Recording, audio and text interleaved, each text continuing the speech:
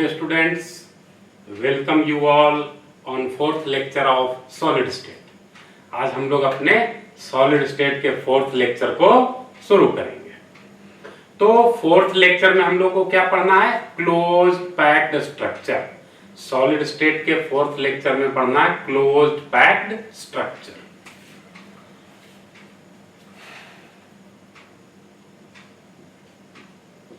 Closed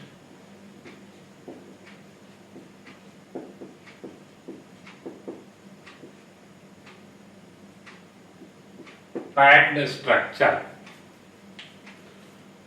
close packing क्यों होता है?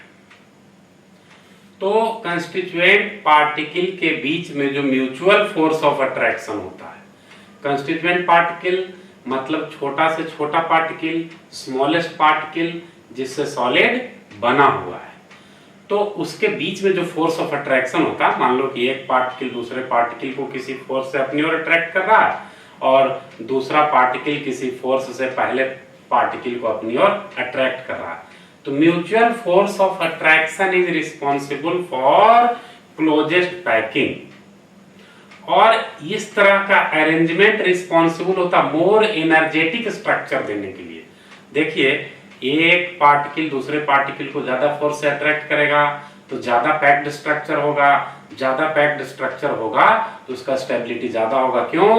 क्योंकि उस स्ट्रक्चर को डिकम्पोज नहीं किया जा सकता है, जल्दी डिसोसिएट नहीं किया जा सकता है, यानी वह स्ट्रक्चर क्या है?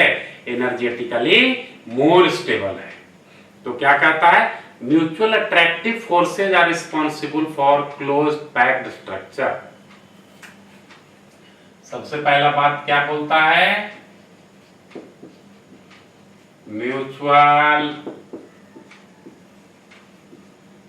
Attractive forces are responsible for closed packed structure.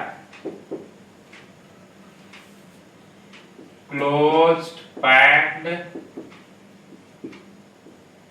structure. Mutual attractive forces मतलब एक पार्टिकल दूसरे को अट्रैक्ट कर रहा और दूसरा पार्टिकल पहले को अट्रैक्ट कर रहा, और इस तरह का अरेंजमेंट रिस्पॉन्सिबल है एनर्जेटिकली मोर स्टेबल स्ट्रक्चर के लिए।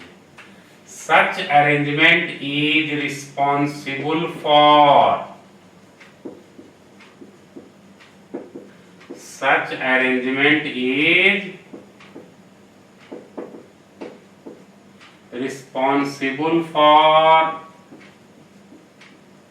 energetically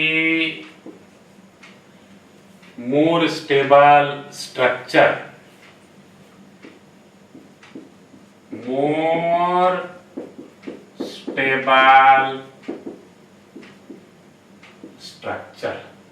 तो सबसे पहला बात कि क्लोज पैकिंग किसके कारण हुआ? म्यूचुअल फोर्स ऑफ अट्रैक्शन के कारण। और इस तरह का अरेंजमेंट जो म्यूचुअल फोर्स ऑफ अट्रैक्शन के कारण क्लोज पैकिंग हुआ, इसके कारण किसी भी कंपाउंड का, किसी भी सॉलिड का स्टेबिलिटी, एनर्जेटिक स्टेबिलिटी क्या होता है? ज्यादा होता है। तो देखो, म्यूचुअल फोर्स ऑफ अट्रैक्शन हो रहा है, एक पार्टिकल दूसरे को अट्रैक्ट कर रहा है, तो दो कंस्टिट्यूएंट पार्टिकल के बीच में दूरी जितना ज्यादा कम होगा, फोर्स ऑफ अट्रैक्शन उतना ज्यादा होगा। फोर्स ऑफ अट्रैक्शन जितना ज्यादा होगा, स्टेबिलिटी ऑफ सॉलिड भी उतना ही ज्यादा होगा। ये तो सोचने वाली बात है। तो क्या कहता है? More closer is the constituent particle, greater will be the force of attraction, hence greater will be the stability of packed system. Next point क्या कहता है? More closer is the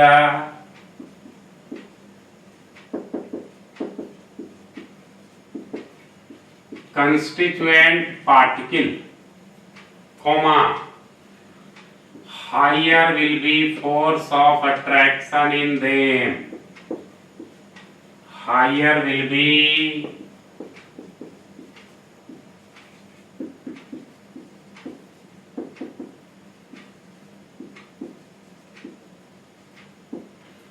force of attraction in them, due to which greater will be the stability of closed packed system, which gives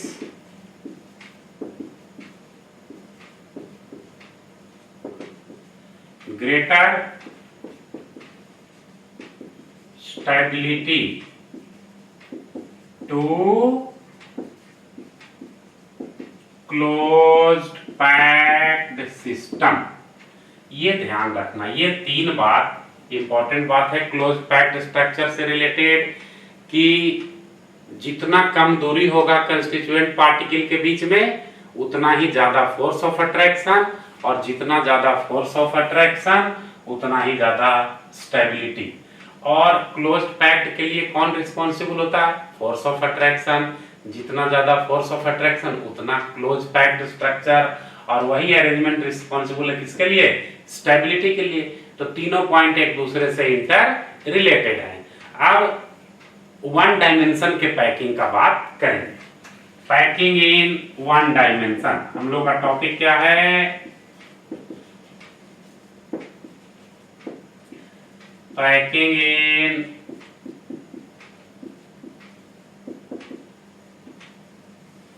one dimension.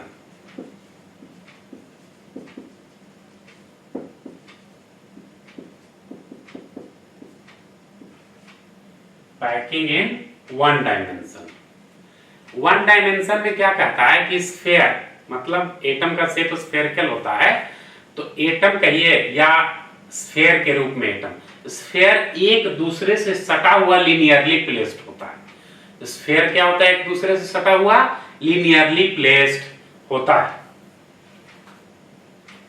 किसमें? Horizontal direction में। तो क्या बोल सकते हो? इन 1D packing spheres are placed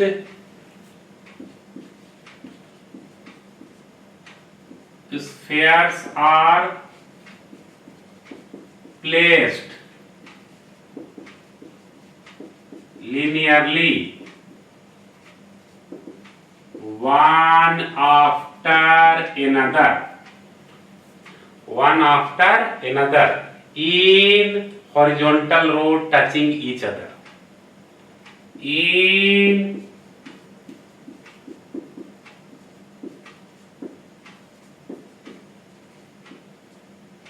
horizontal row touching each other।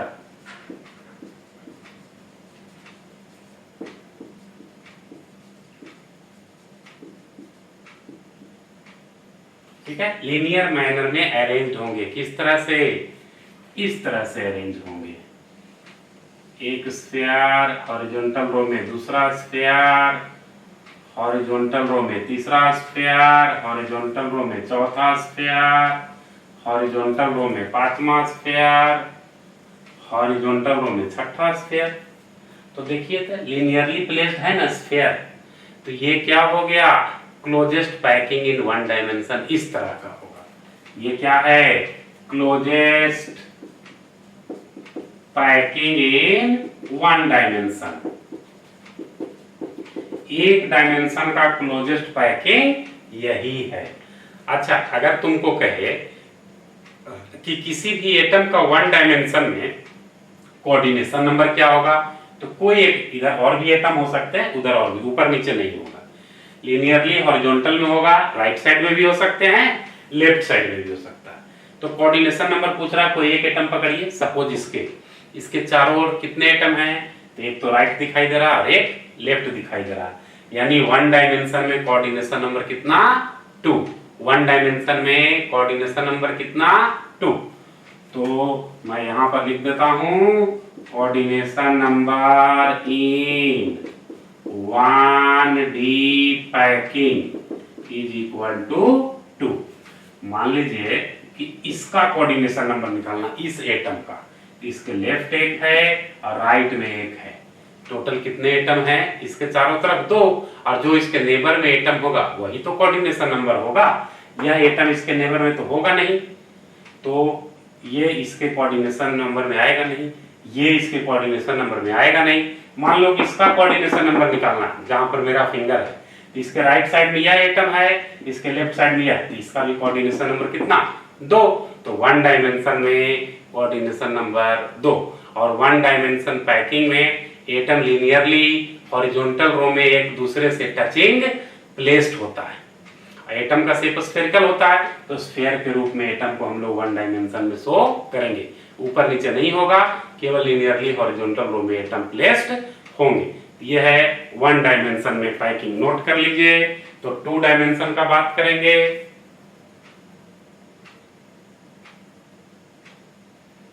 चलिए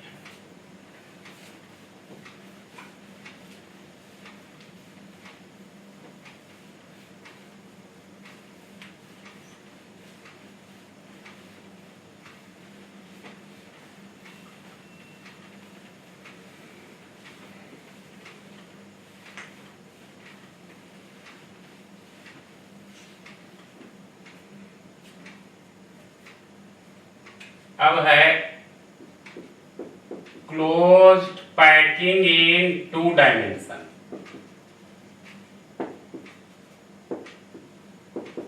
close packing in 2D, 2 dimension. 2D मतलब 2 dimension. अब जो है एटम का स्फीयर का प्लेसमेंट लीनियर भी होगा, हॉरिजॉन्टल जिसको कह रहे हैं, और वर्टिकल भी होगा, दोनों डायरेक्शन में होगा। वर्टिकली भी प्लेस्ड होंगे, एक एटम के ऊपर दूसरा, दूसरा के ऊपर तीसरा, तीसरा के ऊपर चौथा, और एक एटम के राइट में दूसरा, लेफ्ट में दूसरा, नीचे भी दूसरा। तो इस तरह से एटम प्लेस्ड होंगे। मैं पैटर्न बता देता हूं एटम का। पहले किस तरह से प्लेसमेंट होगा एटम का स्फीयर का, देखिए ये लीनियर प्लेसमेंट हो रहा है, 3-4 ही लेते हैं, ज्यादा नहीं लेंगे। इसके ऊपर भी प्लेस होता है कि सारे एटम का शेप एक जैसा है, बड़ा छोटा हो रहा है बनाने में। देखिए वर्टिकल जा रहा है, इसके लिए हॉरिजॉन्टल हो रहा है, इसके लिए वर्टिकल हो गया।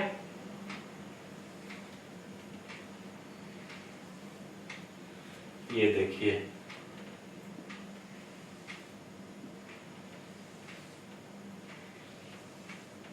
थोड़ा सा इमेजिनेशन वाला चैप्टर है, आपको समझ के चलना है। ये इसके ऊपर, ये वाला इसके नीचे, ये दाहिने साइड में, ये बाएं साइड में। इस तरह से अरेंजमेंट होता है क्लोज पैकिंग इन 2 डायमेंशन में। इस तरह का अरेंजमेंट होता है। तो इसमें क्या होता है, रोज है हॉरिजॉन्टल एंड वर्टिकल अलाइनमेंट। रोज में हॉरिजॉन्टल अलाइनमेंट भी है और वर्टिकल अलाइनमेंट। तो मैं लिख देता हूं, in such type of arrangement, in such type of arrangements, comma, rows have horizontal and vertical alignments. Horizontal and vertical alignments. इस तरह के अरेंजमेंट में रोज का हॉरिजॉन्टल अलाइनमेंट भी है, देखिए है ना, हॉरिजॉन्टल अलाइनमेंट, वर्टिकल अलाइनमेंट भी है। हॉरिजॉन्टल अलाइनमेंट का मतलब लेफ्ट टू राइट अलाइनमेंट है, वर्टिकल का मतलब टॉप टू बॉटम अलाइनमेंट है। माने sphere in the adjacent rows lie just one over the other. एक रो में एक एटम दूसरे के ऊपर में है, दूसरा एटम तीसरे के ऊपर में है। इसका मतलब क्या हो गया कि sphere in the adjacent rows lies, sphere in the adjacent rows lie just one over the other, एक दूसरे के ऊपर, just one over the other. जैसे एक ये रो है ना, इसके ऊपर ये रो, इसके ऊपर ये रो, और भी होगा, हमने 3 ही दिखाया। बहुत सारे रो हो सकते हैं 1 मोल सॉलिड में, हमने 3 दिखाया, कोई 4 दिखाएगा, कोई 5 दिखाएगा। और क्या कहता है, spheres are packed in the form of square array. देखिए तो स्क्वायर एरे में पैक हुआ है। Spheres are packed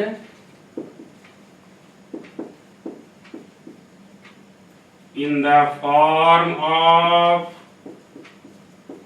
square array। Square array के फॉर्म में पैक हुआ है। मान लीजिए कि इस एटम का कोऑर्डिनेशन नंबर हम निकालना चाहते हैं, इस एटम का कोऑर्डिनेशन नंबर। तो इस एटम के चारों ओर, इसके पड़ोस में कितने एटम हैं? एक एटम तो ये हो गया, एक एटम तो ये हो गया, एक एटम तो ये हो गया, और एक एटम ये हो गया। ये इसके पड़ोस में नहीं है, ये वाला इस एटम को टच नहीं कर रहा, ये भी इस एटम को टच नहीं कर रहा है, ये भी इस एटम को टच नहीं कर रहा है, ये भी इस एटम को टच नहीं कर रहा है। तो देखिए तो स्क्वायर एरे के फॉर्म में पैक हुआ। देखिए फिगर देखिए, मिलाइए, लग रहा है कि स्क्वायर एरे है। स्क्वायर एरे है कि नहीं है, तो एज लेंथ सेम होना चाहिए। देखिए मान लो कि इस स्फीयर का रेडियस आर, सारा स्फीयर का रेडियस आर होगा, यहाँ भी आर, यहाँ भी आर, यहाँ आर, यहाँ आर, यहाँ आर, ये भी रेडियस आर है, ये भी रेडियस आर, ये भी रेडियस आर, ये भी रेडियस आर। नीचे देखिए, ये रेडियस आर, ये रेडियस आर, ये भी आर, ये भी आर। तो देखिए इसका एज लेंथ का अगर बात करें, कितना दिखाई दे रहा आपको? 4r। इसका एज लेंथ का बात करें तो कितना दिखाई दे रहा? R R R R, 4r। इसका एज लेंथ भी कितना है? 4r। इसका भी एज लेंथ कितना है? 4r। यही कह रहा है spheres are packed in the form of square array. और इस एटम के चारों ओर कितना एटम आपको दिखाई दिया? 4। यानी 2D में कोई भी क्लोज पैकिंग होगा तो उसके स्फीयर का कोऑर्डिनेशन नंबर 4 होगा। तो coordination number in 2D packing is equal to 4। Coordination number in 2D packing is equal to 4। ये है 2D पैकिंग। ये रहा स्क्वायर एरे।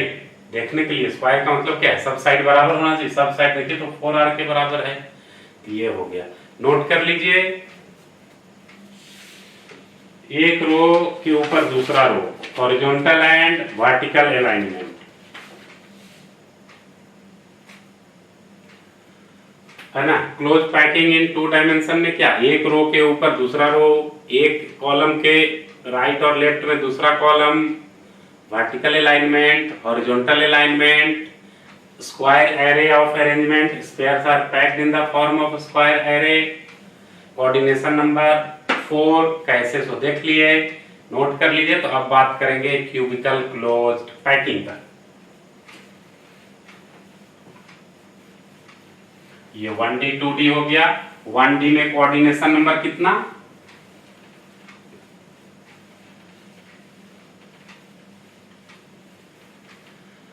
1 डायमेंशन में कोऑर्डिनेशन नंबर 2, 2 डायमेंशन में कोऑर्डिनेशन नंबर 4। 1 डायमेंशन में क्योंकि ऊपर नीचे तो है नहीं, जो है सो लेफ्ट राइट में। तो एक एटम के एक लेफ्ट में होगा, एक राइट में, तो कोऑर्डिनेशन नंबर 2। 2 डायमेंशन क्या? एक लेफ्ट में, एक राइट में, एक ऊपर, एक नीचे। तो कोऑर्डिनेशन नंबर कितना हो गया? 2 डायमेंशन में 4 हो गया। अब हम लोग बात करेंगे क्यूबिकल क्लोज्ड पैकिंग का। क्लोज्ड पैक्ड स्ट्रक्चर मेनली यही है, और एक और है, 2 तरह के। क्यूबिकल क्लोज्ड पैकिंग, इसको हम लोग सीसीपी से डिनोट करेंगे। क्यूबिकल क्लोज्ड पैकिंग को सीसीपी से डिनोट करते हैं।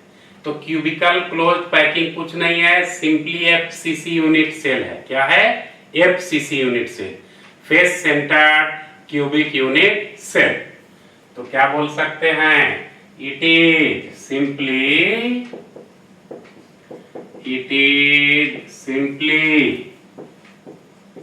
FCC unit cell, face centred cubic unit cell है और कुछ भी नहीं है।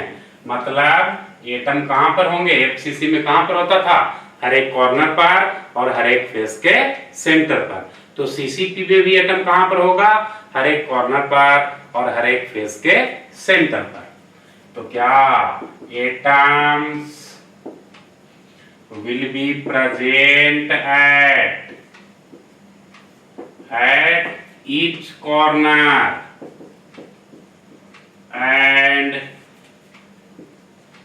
each face center of unit cell, each face center of unit cell, that is, देख लो फिगर बना देते हैं।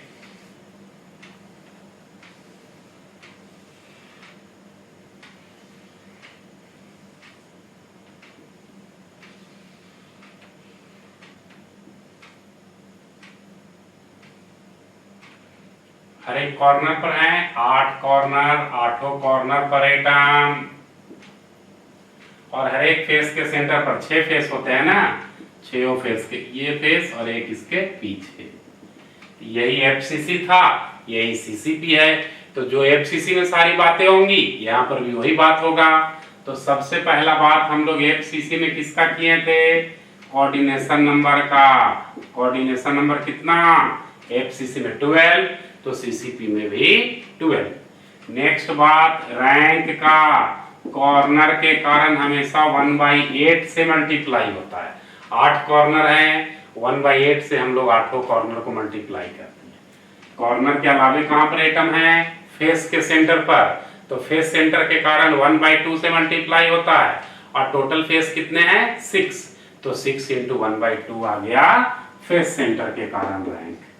तो ओवरऑल कितना हो गया, 1 + 3, रैंक हो गया 4। थर्ड पॉइंट क्या कहता है, रेडियस और एज लेंथ में रिलेशन। रेडियस किसका, तो जो एटम प्लेस्ड होगा इस पर, एज लेंथ किसका, तो क्यूब का, क्यूबिक यूनिट सेल का। तो क्या बोल सकते हैं, relation between radius and edge length, relation between radius and edge length, edge length को a से। तो FCC में क्या था, 4r = √2a, तो CCP में भी होगा 4r = √2a। यानी अगर जरूरत पड़ा तो r = √2a/4, या जरूरत पड़ा तो a = 4r/√2। पैकिंग फ्रैक्शन जैसे वहां निकाले थे, निकालता नहीं हूं। पैकिंग फ्रैक्शन आपने निकाला था एफसीसी का 0.74, तो सीसीपी का भी पैकिंग फ्रैक्शन कितना, 0.74 या 74%। वॉइड हम लोग क्या जानते हैं, 1 - पैकिंग फ्रैक्शन, तो 1 - 0.74 = 0.26 = 26%। लास्ट बात हम लोग किए थे डेंसिटी निकालने का। डेंसिटी का फॉर्मूला सारे यूनिट सेल के लिए सेम, तो सीसीपी के लिए भी डेंसिटी का फॉर्मूला वही आएगा। तो 6th पॉइंट हम लोगों ने क्या किया था, density D = Zm/N0 × V g/cm³, या Z × M/N0 × A³ g/cm³। ध्यान रखना है कि एज लेंथ को क्या चीज में लेना है, सेंटीमीटर में।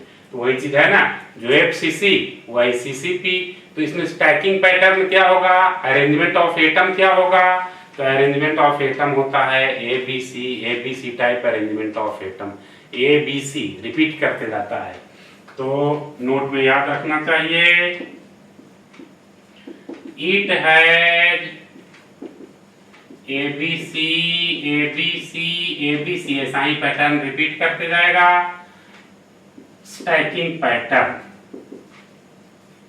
स्टैकिंग पैटर्न ऑब्जेक्टिव क्वेश्चन के लिए स्टैकिंग पैटर्न को ही अरेंजमेंट ऑफ एटम बोलते हैं। अरेंजमेंट ऑफ एटम में सीसीपी में या एफसीसी में कैसा हो गया, एबीसी, इसके बाद रिपीट कर जाएगा पैटर्न। एबीसी के बाद फिर किस तरह का, एबीसी, फिर एबीसी के बाद किस तरह का, एबीसी। ये हम लोग का हो गया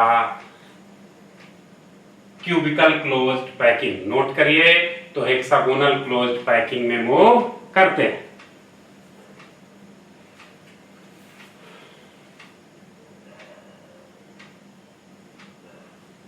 हो गया। अब हम लोग बात करेंगे हेक्सागोनल क्लोज्ड पैकिंग का।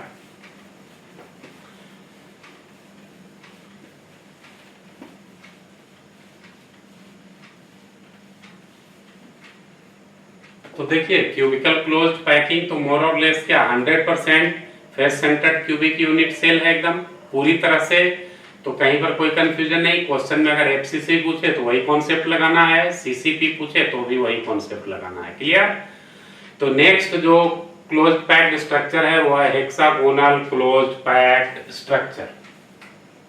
तो क्लोज्ड पैक्ड स्ट्रक्चर में दूसरा क्लोज्ड पैक्ड स्ट्रक्चर है हम लोग के पास हेक्सागोनल क्लोज्ड पैक्ड स्ट्रक्चर। इसी को हम लोग शॉर्ट में क्या बोलते हैं, HCP स्ट्रक्चर। थोड़ा सा डिफरेंट स्ट्रक्चर होता है HCP स्ट्रक्चर। कैसा होता है देख लेते हैं। देखिए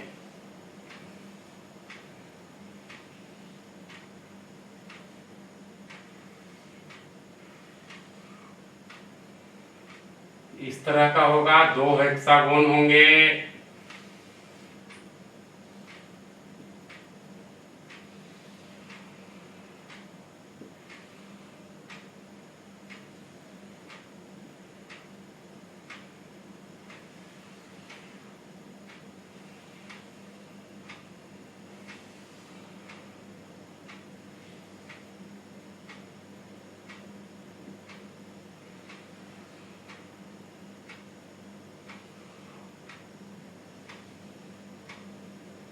यह है हेक्सागोनल क्लोज्ड पैक्ड स्ट्रक्चर का एक्चुअल स्ट्रक्चर जो आप एग्जाम में बना सकते हो।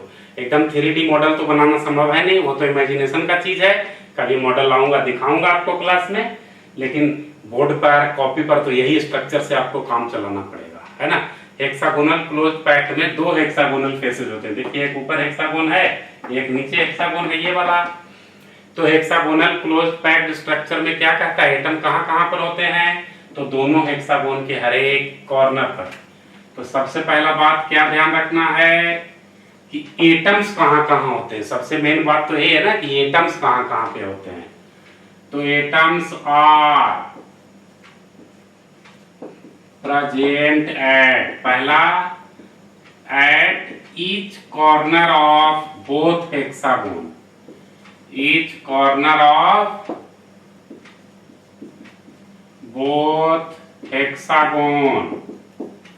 एटम दोनों हेक्सागोन के हर एक कॉर्नर पर होंगे। देखिए 6 कॉर्नर दोनों हेक्सागोन पर, तो दोनों के हर एक कॉर्नर पर हमने एटम प्लेस कर दिया। क्लियर, पहला बात। दूसरा बात क्या कहता है कि दोनों हेक्सागोनल फेस के फेस सेंटर पर होंगे। 2 ही हेक्सागोनल फेस है, दोनों के फेस सेंटर पर एक एटम होगा। तो क्या कहता है, at face center of each hexagonal faces, at face center of each hexagonal faces, ये हेक्सागोनल फेस है, ये हेक्सागोनल फेस है, दोनों के फेस सेंटर पर एक एटम हो गया। और एट लास्ट कहता है कि हेक्सागोनल जो ये पूरा हेक्सागोनल क्लोज्ड पैक्ड स्ट्रक्चर, इसके बॉडी पर 3 एटम होंगे, 3 atoms at the body centre. तो नेक्स्ट का था 3 atoms at the body centre. 3 atoms at the body center। तो HCP यूनिट सेल में हेक्सागोनल क्लोज्ड पैक्ड स्ट्रक्चर में जितने हेक्सागोन है, 2 हेक्सागोन है, उसके हर एक कॉर्नर पर एटम होगा। 2 हेक्सागोनल फेसेज है, दोनों हेक्सागोन के फेस के सेंटर पर एटम होगा और 3 एटम बॉडी सेंटर पर होंगे। तो इसमें भी मॉडल है, निकाल के दिखाना संभव नहीं है, ध्यान रखना है। कोऑर्डिनेशन नंबर कितने? 12। दूसरी बात हम लोगों को क्या है इसमें पता रखना है कि रैंक 6 होंगे। रैंक कितना होगा? 6 होगा। और रैंक हो गया। तीसरा में रिलेशन की जरूरत नहीं है। पैकिंग फ्रैक्शन एफसीसी की तरह 0.74 या 74% होंगे। और जब पैकिंग फ्रैक्शन 74% हो गया तो वॉइड कितना? 1 माइनस 0.74 0.26 यानी 26%। डेंसिटी का फॉर्मूला तो हमेशा वही होता है। 5वां नंबर D बराबर Zm बटा N0 इंटू V ग्राम पर सेंटीमीटर क्यूब। V की जगह A क्यूब तो यहाँ लिख नहीं सकते हैं, क्योंकि V की जगह A क्यूब तो क्यूबिकल सिस्टम में लिखेंगे ना। ये तो हेक्सागोनल है, हेक्सागोन का वॉल्यूम A क्यूब नहीं होता है, क्यूब का वॉल्यूम A क्यूब होता है, इसलिए V की जगह वहां पर A क्यूब लिख रहे थे। अब इसका स्टैकिंग पैटर्न, सीसीपी का स्टैकिंग पैटर्न क्या था? ABC ABC ABC arrangement of atom. इसका स्टैकिंग पैटर्न एबीसी नहीं है, एबी एबी करके रिपीट करते रहेगा, 2 ही एटम पर रिपीट कर जाएगा। इसका अरेंजमेंट ऑफ एटम या स्टैकिंग पैटर्न कैसा है? AB AB AB. तो नोट में याद रखिएगा एचसीपी है AB AB AB stacking pattern, AB AB AB stacking pattern. ये हम लोग का हो गया hexagonal closed packing.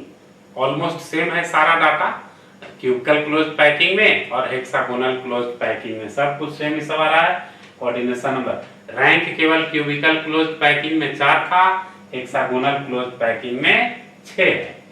Stacking pattern वहां पर एबीसी एबीसी था, यहाँ पर एबी एबी है। क्यूबिकल क्लोज्ड पैकिंग में एटम का पोजीशन कहाँ था? हर एक कॉर्नर और हर एक फेस के सेंटर पर क्यूब के। हेक्सागोनल क्लोज्ड पैकिंग में दोनों हेक्सागोन के हर एक कॉर्नर पर, दोनों हेक्सागोन के फेस सेंटर पर और 3 atoms at the body centre. Note कर लीजिए, तो आगे बढ़ते हैं। नोट कर लीजिए।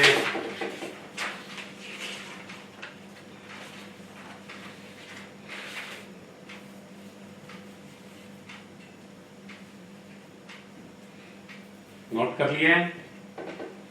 अब हम लोग वॉइड की स्टडी की ओर बढ़ते हैं। क्लोज्ड पैक्ड स्ट्रक्चर हो गया, इतना ही जरूरी है क्लोज्ड पैक्ड स्ट्रक्चर में। और क्लोज्ड पैक्ड स्ट्रक्चर को डिटेल में समझने के लिए मॉडल की जरूरत होती है।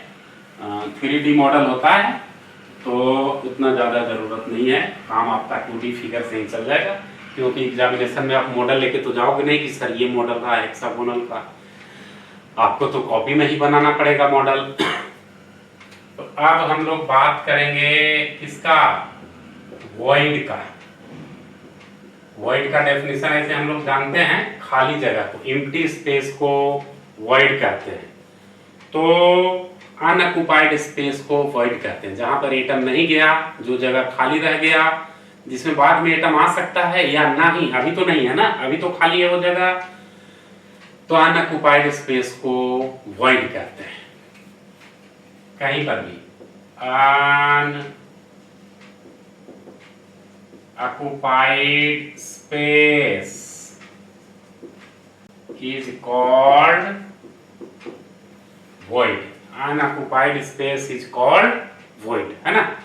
तो किसी भी क्लोज पैकिंग ऑफ स्फीयर में वहां पर कुछ ना कुछ खाली जगह होंगे और उसी खाली जगह को हम लोग वॉइड कहते हैं या होल कहते हैं या इंटरस्टिशियल साइट। यानी voids are also called क्या?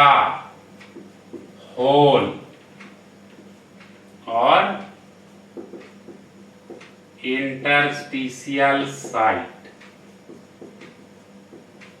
क्या क्या इसको कहेंगे? एक तो नाम वॉइड है, दूसरा होल है, इंटरस्टिशियल साइट है ना। तो वॉइड कहिए या होल कहिए या इंटरस्टिशियल साइट कहिए, बात बराबर है। तो क्लोज पैकिंग ऑफ स्फीयर में कितने अच्छे से भी स्फीयर को रखा जाए, 2 स्फीयर के, 3 स्फीयर के, 4 स्फीयर के बीच में कुछ न कुछ एम्प्टी स्पेस होंगे, उसी एम्प्टी स्पेस को हम लोग क्या बोलते हैं? Void.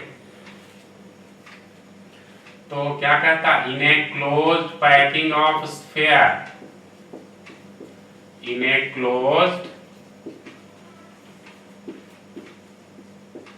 Packing of sphere, actually में पैकिंग ऑफ स्फीयर नहीं हो रहा, पैकिंग ऑफ एटम हो रहा है, और एटम का शेप स्फेरिकल होता है, तो हमको स्फीयर दिखाई देता है, तो हम लोग लिख सकते हैं in a closed packing of sphere या in a closed packing of atoms, there is always some empty space left, there is always some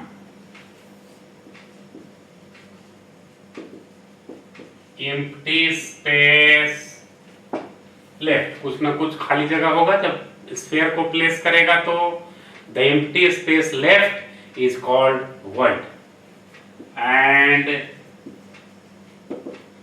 this empty space left is called void. ये तो सिंपल डेफिनेशन हो गया void का। अब हम लोग को वॉइड को डिटेल में पढ़ना है। तो सबसे पहली बात कि वॉइड 4 तरह के होते हैं। वॉइड कितने तरह के? 4 तरह के।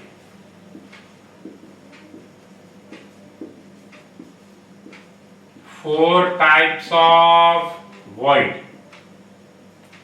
सबसे पहला मैं स्टडी कर लेते हैं हम लोग ट्रायंगुलर वॉइड का। ट्रायंगुलर वॉइड क्या कहता है कि किसी भी ट्रायंगल के हर एक कॉर्नर पर एटम रखा हुआ है। तो 3 कॉर्नर होते हैं ट्रायंगल के, तो ट्रायंगल के तीनों कॉर्नर पर एटम रखा हुआ है, तो तीनों एटम के बीच में या तीनों स्फीयर के बीच में जो खाली जगह होगा उसी को हम लोग क्या बोलेंगे? Triangular void. यानी it is the unoccupied space between 3 atoms. It is the unoccupied space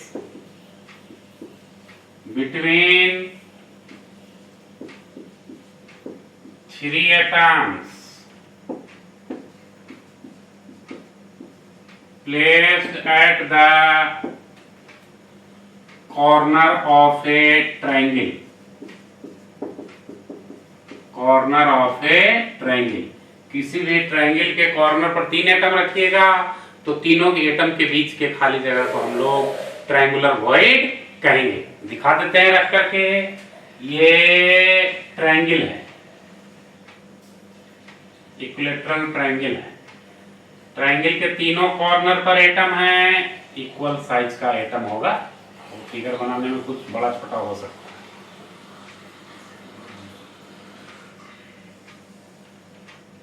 देखिए ट्रायंगल का 3 कॉर्नर, तीनों कॉर्नर पर हमने एटम रख दिया। ये खाली जगह दिखाई दे रहा बीच में, इसी को हम लोग क्या बोलेंगे? Triangular void. ट्रायंगल के तीनों कॉर्नर पर एटम रखिए, 3 एटम हो गया, तो तीनों एटम के बीच के खाली जगह को, तीनों एटम के बीच के एम्प्टी स्पेस को ट्रायंगुलर वॉइड। ये जो एम्प्टी स्पेस आपको दिखाई दे रहा है तीनों एटम के बीच में, इसी को हम लोग क्या बोलेंगे? Triangular void. अब देखिए यही वॉइड है, इस वॉइड के चारों ओर कितने एटम हैं? कोऑर्डिनेशन नंबर का डेफिनेशन क्या होता है? Number of nearest neighbouring atom. इस वॉइड के नियरेस्ट नेबरिंग एटम कितने हैं? 3 ही तो है, तीनों इसको टच कर रहा है, तो तीनों इसका पड़ोसी है, तीनों इसका नेबर है। यानी इस वॉइड का, ट्रायंगुलर वॉइड का कोऑर्डिनेशन नंबर कितना होगा? 3। इस वॉइड के चारों तरफ 3 एटम हैं, तो इस वॉइड का कोऑर्डिनेशन नंबर 3 होंगे। तो तो हम लोग को ये भी ध्यान रखना है कि coordination number of triangular void is equal to 3। Coordination number of triangular void is equal to 3। Note करिए कि इसका रेडियस रेशियो हम लोग को निकालना है, ट्रायंगुलर वॉइड का रेडियस रेशियो नोट कर लीजिए। तो अभी निकालते हैं radius ratio.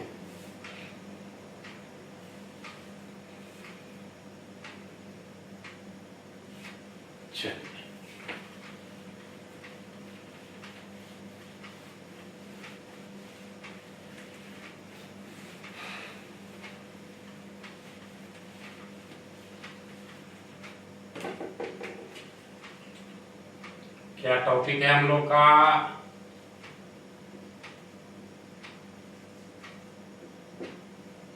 Radius ratio of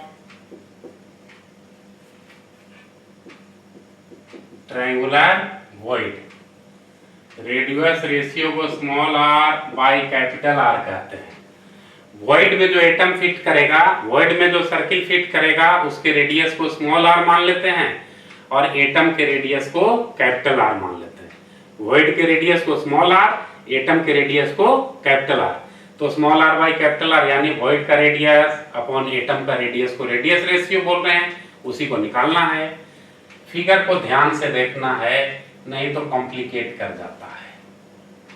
figure ध्यान से देखिएगा, एकदम समझ में आसानी से आएगा। फिगर से ध्यान हटेगा, समझने में परेशानी हो सकती है। ये देखिए, तीनों कॉर्नर पर हम स्फीयर दे रहे हैं, तो नंबरिंग दे दीजिए। इसका नंबर दे देते हैं ए, या इसको ए दीजिए, यहां से शुरू करिए। बी हो गया, सी हो गया। तो देखो, तो बड़े वाले एटम का रेडियस कैपिटल आर, ये भी आर, ये भी आर, ये भी आर, ये भी आर, ये भी बड़ा वाला एटम का रेडियस है। तो हम लोग क्या लिख सकते हैं? ए बी 2r के बराबर और ए सी भी कितने के बराबर? 2r। ए बी बराबर ए सी बराबर बी सी भी 2r के बराबर। ए बी बराबर ए सी बराबर बी सी क्या हो गया? 2r। एक तो क्लियर है। अब ना इस वॉइड में जो सर्किल फिट कर सकता है उसको फिट कीजिए। इस वॉइड में कौन सा सर्किल फिट कर सकता है? इसके सेंटर को हम लोग क्या मान लें? O। इसके सेंटर को मान लेते हैं O। तो देखो, O से A को मिलाइए, O से C को मिलाइए और O से B को मिलाइए। वॉइड का रेडियस क्योंकि स्मॉल r है और ये बड़े वाले एटम का बड़ा R, तो OB को क्या लिखोगे? स्मॉल r प्लस बड़ा R। OB को स्मॉल r प्लस बड़ा R। ये रेडियस बड़ा R और ये छोटा R, ये छोटा R और ये बड़ा R, इधर भी छोटा R और ये बड़ा R। तो क्या लिख सकते हैं? OA बराबर OB बराबर OC बराबर small r plus capital R। ध्यान से देखिए फिगर, ये कैपिटल R बड़े वाले सर्किल का रेडियस है और वॉइड में छोटा सर्किल है, उसका रेडियस छोटा R। हमको क्या निकालना? OB के बराबर, OB बराबर छोटा r प्लस कैपिटल R। उसी तरह से OA बराबर छोटा r plus capital R, OC बराबर small r plus capital R। Clear यहाँ तक? अब ना O से BC पर एक परपेंडिकुलर ड्रॉ कीजिए। Draw OD perpendicular on BC। O से BC पर एक परपेंडिकुलर ड्रॉ कीजिए। तो क्या हो जाएगा? ये एक्चुअली सीधा में आएगा, सीधा आएगा, यही परपेंडिकुलर है।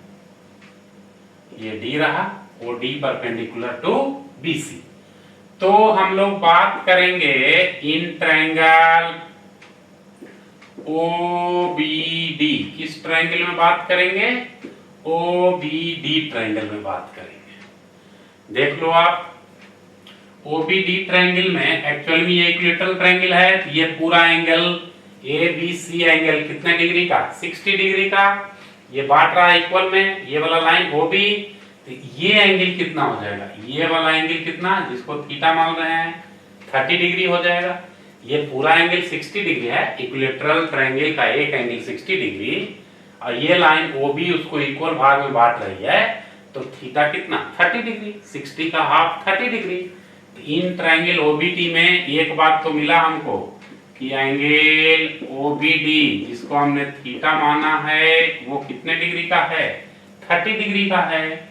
तो इस ट्रायंगल में हम लोग ले लेते हैं cos of angle OBD, cos theta बराबर बेस अपॉन हाइपोटेनस, तो B अपॉन H, बेस कौन है इस थीटा के लिए, BD, बेस है BD, हाइपोटेनस कौन है ये OB, पुट करिए कॉस OBD यानी कॉस 30 डिग्री, BD का वैल्यू R, और OB बराबर R प्लस R है, यहां भी देख सकते हो OB का वैल्यू कितना R प्लस R। cos 30 का वैल्यू हम लोग को मालूम है कितना होता है cos 30 का वैल्यू, तो √3/2 पता है ना, तो क्या √3/2 is equal to R/R plus R। इसको अगर उल्टा कर दें तो क्या लिख सकते हो, 2/√3 is equal to R plus R/R। इसको रेशनलाइज कर दो, 2/√3 तो ऊपर नीचे √3 से गुना हो जाएगा, क्या लिखिएगा R/R प्लस R/R, तो √3 इंटू √3 3 आ जाएगा, 2/3 और ऊपर में √3, R/R को 1 प्लस R/R, √3 का value 1.732 upon 3 is equal to 1 plus R/R, क्या आएगा कैलकुलेट कीजिए, 4 6 7 इंटू 2 14, हाफ में 1 2, 3.464/3 1 प्लस R/R, ये क्या हो जाएगा 1.155 is equal to 1 plus R/R, तो R/R क्या हो जाएगा 1.155 माइनस 1, तो radius ratio R/R is equal to 0.155, radius ratio क्या R/R is equal to 0.155। Again radius ratio triangular void का 0.155, कोऑर्डिनेशन नंबर 3। और ट्रायंगुलर वॉइड किसको कहते हैं, किसी भी ट्रायंगल पर 3 एटम रखे हुए, तीनों एटम के बीच के खाली जगह को ट्रायंगुलर वॉइड कहते हैं। रेडियस रेशियो याद रखना है 0.155, नोट कर लीजिए। तो नेक्स्ट में चलते हैं,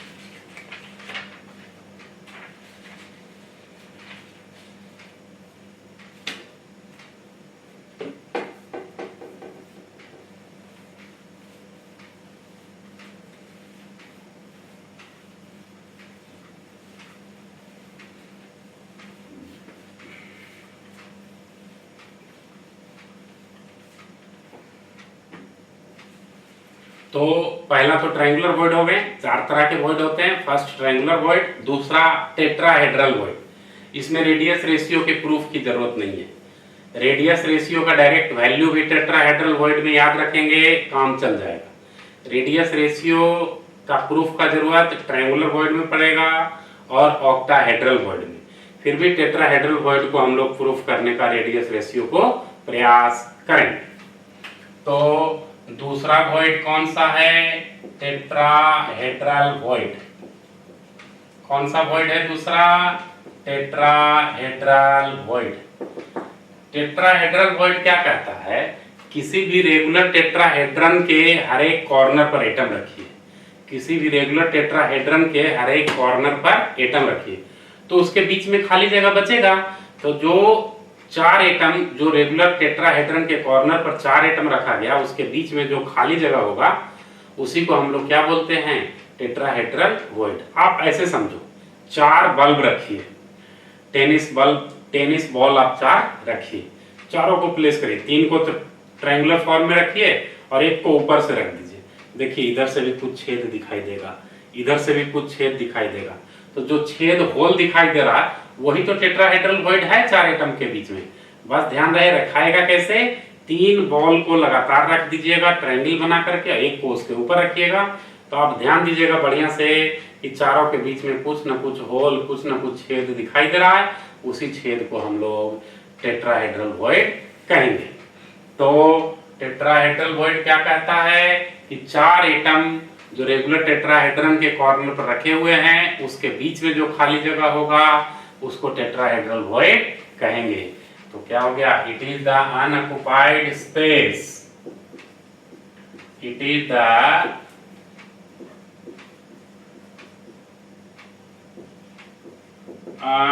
unoccupied space among 4 atoms placed at the corner of regular tetrahedron, corner of regular tetrahedron. Tetrahedron का फिगर आपको मालूम है, एक्चुअल टेट्राहेड्रन कुछ इस तरह का होगा, कुछ इस तरह का। लेकिन हमको एटम दिखाना है तो कैसे दिखाएंगे, देखिए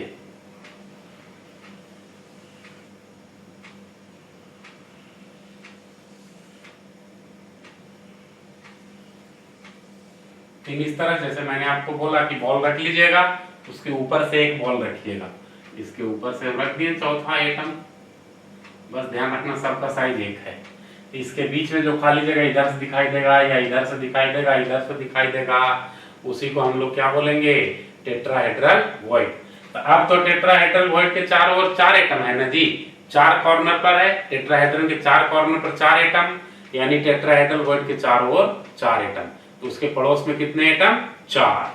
तो टेट्राहेड्रल वॉइड का coordination number 4।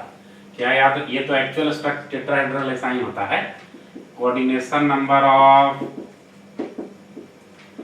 Tetrahedral void is equal to 4। Tetrahedral void का कोऑर्डिनेशन नंबर 4। अब इसका रेडियस रेशियो निकालना है, radius ratio of tetrahedral void निकालते हैं।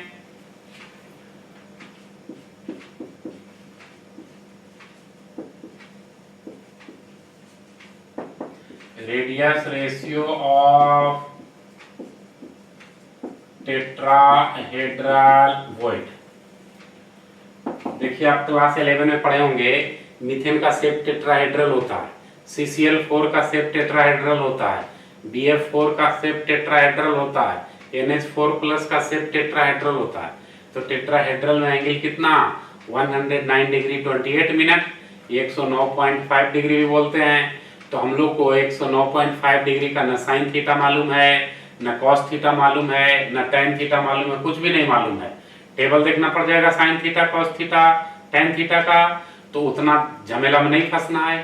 तो बिना टेबल देखे हुए इसका रेडियस रेशियो निकालना थोड़ा सा मुश्किल होता है, असंभव नहीं है, थोड़ा सा मुश्किल होता है। निकालने का प्रयास हम लोग यहाँ पर करेंगे, पेशेंटली आपको देखना है, क्योंकि ना उसका साइन थीटा मालूम है ना कॉस थीटा मालूम है, फिर भी हम लोग प्रयास करेंगे। देखिए टेट्राहेड्रल वॉइड कहां पर है, पहले वो देखिए, नोट करिए, बड़ा हो जाएगा तो यहां से हम बताते हैं।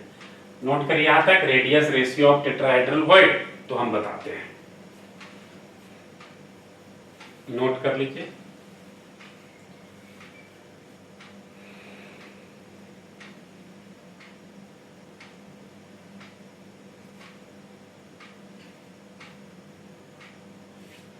चलिए नोट हो गया। ऐसे 2 पार्ट में बताना पड़ता, एक पार्ट में ही हो जाएगा। आप एक क्यूबिक यूनिट सेल बनाइए,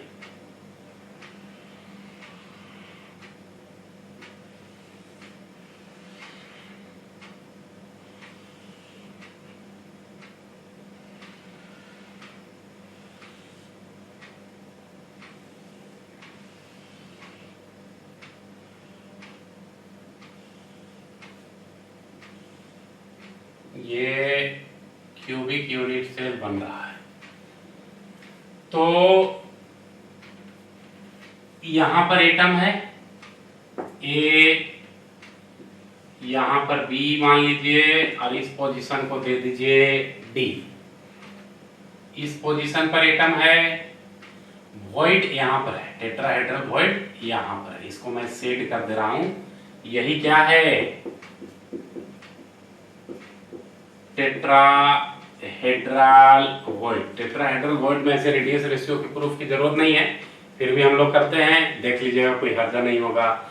थोड़ा सा आपके माइंड का कसरत हो जाएगा, व्यायाम हो जाएगा, है ना। एक एटम को यहां पर रख दीजिए, जैसा जरूरत पड़ेगा हम लोग करेंगे। किसी भी कॉर्नर पर रखना पड़ेगा तो हम लोग रखेंगे। तो ए से बी को मिलाइए, ए से बी को मिलाइए, और ए से डी को मिलाना, ए से डी को मिलाना। यह ए से डी को मिलाना है टेट्राहेड्रल वॉइड को होते हुए। तो मान लो कि रेडियस ऑफ स्फीयर आर है। स्फीयर कहने मतलब atom, radius of atom R है। एटम का शेप स्फेरिकल है। थोड़ा सा इमेजिनेशन, यहां पर सब कुछ दिखाई नहीं दे रहा है। Let radius of sphere be R, और फेस लेंथ, क्यूब का फेस लेंथ ए मान लेते हैं। Let face length of cube बराबर ए, और वॉइड का रेडियस स्मॉल आर। जैसा हम लोग जान रहे हैं, बड़ा एटम का रेडियस बड़ा आर और वॉइड का रेडियस छोटा आर। तो यहाँ पर भी वही ट्रेडिशन को चालू रखते हैं, नहीं तो कंफ्यूजन हो जाएगा दूसरा नोटेशन में। तो मान लो रेडियस ऑफ वॉइड कितना, स्मॉल आर। तो फेस डायगोनल ए बी का लेंथ हम निकालना चाह रहे हैं। ये तो face length of cube A हो गया, यानी side edge length of cube. Face length मतलब एज लेंथ ऑफ, तो ये फेस डायगोनल का लेंथ हम निकालना चाह रहे हैं। Length of face diagonal A B, अलग से हम हेडिंग देकर निकाल देते हैं। लेंथ ऑफ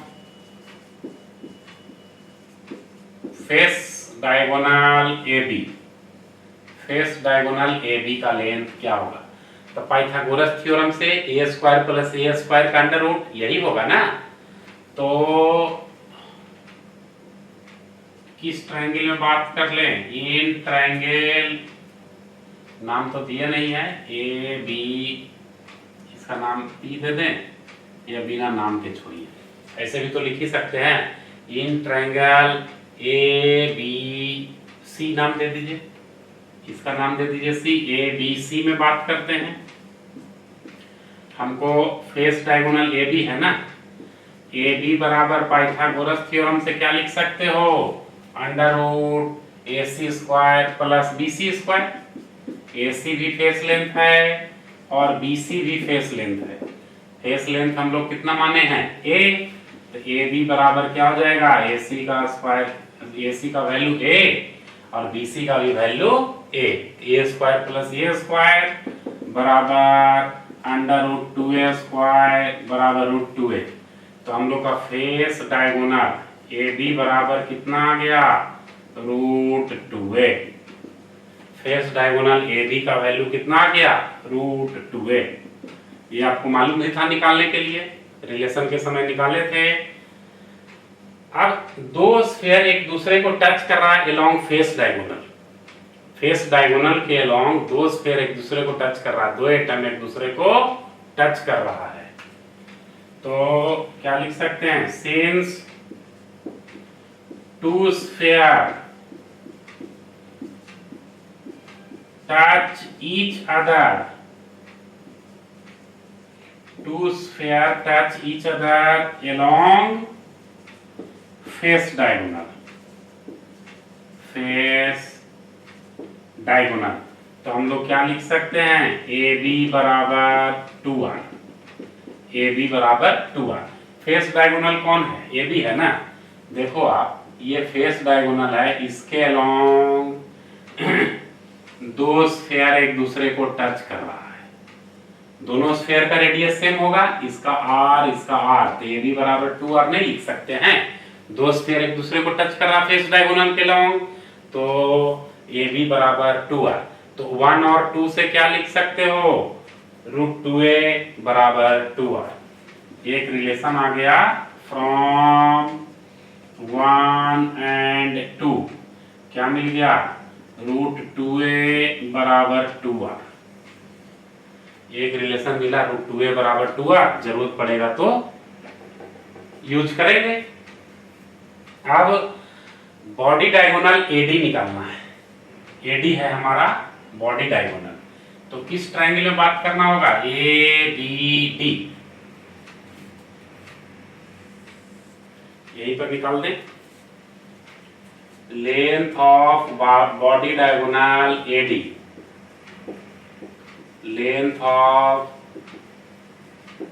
थोड़ा बड़ा है, बॉडी डायगोनल AD, किस ट्रायंगल में बात करना होगा, ABD। इन ट्रायंगल ABD क्या हो जाएगा, AD डायगोनल AD है बराबर under root AB square plus BD square, AB square plus BD square. AB का वैल्यू तो हमारे पास है 2r, और 2r के जगह पर √2a, तो AB के जगह पर हम लोग क्या रख दिए, √2a का स्क्वायर, और BD तो फेस लेंथ है, BD का वैल्यू a, तो क्या मिल गया, √2a का स्क्वायर 2a स्क्वायर और प्लस a स्क्वायर, तो क्या √3a स्क्वायर बराबर √3a। तो AD बराबर कितना आ गया, √3a। एक चीज और निकल के आया, AD बराबर √3a। इससे क्या फायदा मिलेगा, नोट कर लीजिए, तो बताते हैं इससे क्या फायदा मिलेगा। AD बराबर √3a से नोट करिए,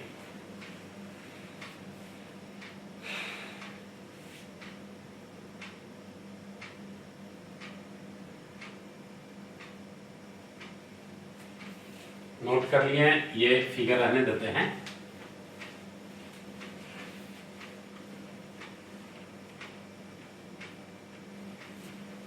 वो भी रहने देते हैं। देखिए एलोंग बॉडी डायगोनल क्या हो रहा है, 2 स्फीयर है और एक वॉइड है। 2 स्फीयर, दोनों स्फीयर का रेडियस कैपिटल R, और दोनों टच कर रहा है वॉइड को जिसका रेडियस स्मॉल r है। मैं लिख देता हूं इस बात को कि भूल ना जाएं आप लोग। Along body diagonal AD, 2 sphere of radius capital R, 2 sphere of radius capital R touches tetrahedral void. यहां टेट्राहेड्रल का बात करेंगे, tetrahedral void of radius small r। इस तरह से ये टेट्राहेड्रल वॉइड है जिसका रेडियस स्मॉल r है, ये स्फीयर है जिसका रेडियस कैपिटल R है। ये AD हो गया, मैंने वहां से काट के AD को निकाल दिया। तो यहां से AD बराबर हम लोग क्या देख रहे हैं, AD बराबर R plus R plus R plus R, क्या हो जाएगा, AD बराबर 2 इंटू R प्लस R, और AD बराबर हम लोगों ने कितना लाया है, √3a। तो AD की जगह √3a रख दो, इसको क्या लिखोगे, 2R plus 2R, 2R plus 2R। तो इसको सोल्व करें आगे, अगर अपोजिट करके लिखते हैं, 2R प्लस 2R बराबर √3a। आगे ऐसे लिख सकते हो इसको, 2R बराबर √3a माइनस 2R, है ना, ये 2R उधर चला गया तो माइनस में, और 2r का वैल्यू पीछे देखोगे तो 2r का वैल्यू √2a, एक इक्वेशन करके आया हुआ है 2 कैपिटल R का √3a माइनस √2a, ये वैल्यू आया हुआ है। तो 2r बराबर a कॉमन दे दो तो क्या लिख सकते हैं, √3 माइनस √2 लिख सकते हैं। और a बराबर हम लोग क्या लिख सकते हैं, a बराबर हम लोग क्या लिख सकते हैं, अब a बराबर क्या लिख सकते हैं, सोचना है तब तो रेडियस निकलेगा, तब तो r/r निकलेगा, ये तो सोचना पड़ेगा ना। तो एक तो यही पर आने दीजिए, कॉमन नहीं लीजिए तो बात एक ही है, 2r बराबर √3a माइनस 2a। तो अब ऐसा करो कि 2r अपॉन कैपिटल 2r निकालते हैं, 2r अपॉन कैपिटल 2r तो निकल जाएगा। 2r की जगह क्या है, √3a माइनस √2a, और कैपिटल 2r पीछे निकालिएगा तो उसका वैल्यू √2a आया हुआ है, जो हमने कैपिटल 2r की जगह √2a लिखा है, पीछे हम लोग ला चुके हैं, √2a is equal to 2r, ये इक्वेशन हम लोग पीछे ला चुके हैं। तो 2r की जगह क्या लिखोगे नीचे, √2a, जब 2 कट जाएगा तो क्या निकल के आ गया, r/r √3 minus √2 common a upon √2a, ये खत्म। तो r/r √3 का वैल्यू 1.732 माइनस 1.414 अपॉन 1.414, माइनस करना है, माइनस करने पर कितना आ जाएगा ये आप कैलकुलेट कर लेना। इसका रेडियस रेशियो जब फाइनली कैलकुलेट करोगे तो r/r बराबर 0.225, कुछ नहीं है, थोड़ा सा बड़ा है, आप 2-3 बार इसको बनाओगे वीडियो देख के, सॉर्ट आउट हो जाएगा। बस इस बात को ध्यान रखना होगा, 2 बोर्ड लग गया ना, ये चीज पिछले बोर्ड में छुप गया। तो नोट कर लीजिए, रेडियस रेशियो टेट्राहेड्रल वॉइड का कितना, 0.225, और कोऑर्डिनेशन नंबर 4। और टेट्राहेड्रल वॉइड किसको कहते हैं, किसी रेगुलर टेट्राहेड्रन के हर एक कॉर्नर पर जो एटम रखा है उस एटम के बीच के खाली जगह को टेट्राहेड्रल वॉइड कहते हैं, नोट कर लीजिए।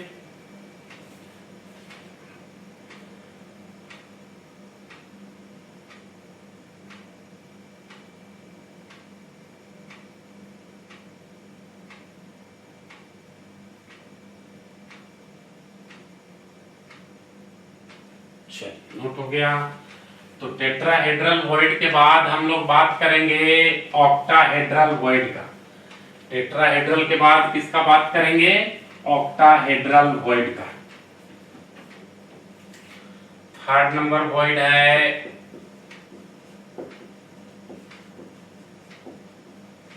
Octahedral void. ये क्या कहता है कि किसी भी ऑक्टाहेड्रन के 6 कॉर्नर पर, नाम सुनने से लगता है कि 8 कॉर्नर होगा, लेकिन किसी भी ऑक्टाहेड्रन के 6 कॉर्नर पर जो एटम प्लेस्ड है उसके बीच में जो खाली जगह होगा उसी को हम लोग क्या बोलेंगे, ऑक्टाहेड्रल वॉइड। रेगुलर ऑक्टाहेड्रन के 6 कॉर्नर पर जो एटम प्लेस्ड है उसके बीच में जो जगह खाली है उसी को ऑक्टाहेड्रल वॉइड। तो क्या डेफिनेशन हो जाएगा, it is the unoccupied space among among 6 atoms placed at the corner of regular octahedron. Regular octahedron के कॉर्नर पर जो 6 एटम रखे जाएंगे उसके बीच के खाली जगह को ऑक्टाहेड्रल वॉइड कहेंगे। देख लीजिए, 2 तरह से इसके फिगर को हम लोग डिनोट कर सकते हैं। पहला इस तरह से दिखा सकते हैं,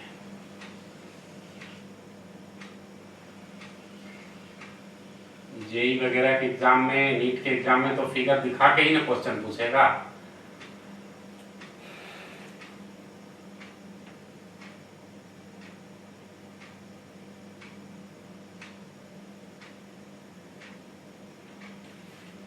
तीन एटम दिखा दिया एक फेस में, पीछे से तीन एटम दिखाना होगा, है ना।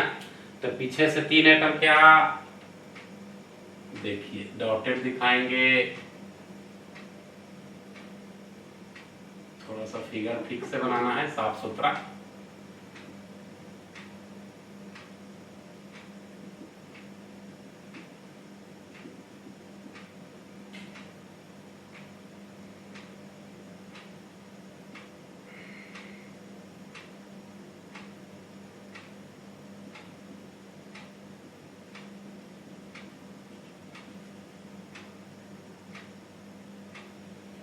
ये रहा ऑक्टाहेड्रन पर 6 एटम को दिखा दिया। ये जो बीच में खाली जगह नजर आ रहा है यही ऑक्टाहेड्रल वॉइड है। ये फिगर थोड़ा सा कॉम्प्लिकेटेड लग रहा है, इस फिगर को मैं दूसरे तरीके से दिखाता हूं। ऐसे भी दिखा सकते हैं, एक स्फीयर, दूसरा स्फीयर, तीसरा स्फीयर, चौथा स्फीयर, पांचवा स्फीयर, छठा इसके पीछे, तो डॉटेड दिखा देते हैं। डॉटेड का मतलब क्या हो गया, इसके पीछे वाले फेस में होगा। ये उससे थोड़ा अच्छा रिप्रेजेंटेशन है इससे, है ना। ऐसे है भी, ये भी ऑक्टाहेड्रल को ही शो कर रहा है। दोनों में से किसी से भी आप ऑक्टाहेड्रल वॉइड शो कर सकते हो। ऑक्टाहेड्रल मतलब 6 एटम है ऑक्टाहेड्रल वॉइड के चारों ओर, तो ऑक्टाहेड्रल वॉइड का कोऑर्डिनेशन नंबर 6। क्या, coordination number of octahedral void बराबर कितना, 6। ये ऑक्टाहेड्रल वॉइड है, यहां पर लिख देते हैं ऑक्टाहेड्रल वॉइड। इस वॉइड के चारों ओर देखो कितना आइटम आपको नजर आ रहा है, 6, यानी ऑक्टाहेड्रल वॉइड का कोऑर्डिनेशन नंबर 6।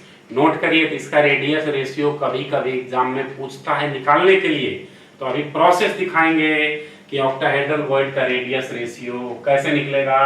तब तक फिगर और डेफिनेशन नोट करिए, नोट कर लीजिए जल्दी से।